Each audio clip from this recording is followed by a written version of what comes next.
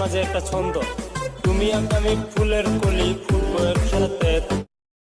এবার কলেজ থেকে বহিষ্কার করা হয়েছে জনপ্রিয় টিকটকার মিস চকলেট ওরফে অপূর্বাকে।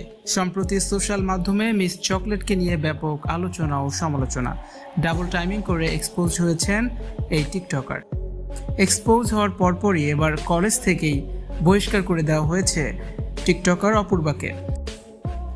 ঢাকা কমার্স কলেজে অধ্যয়নরত ছিলেন মিস চকলেট।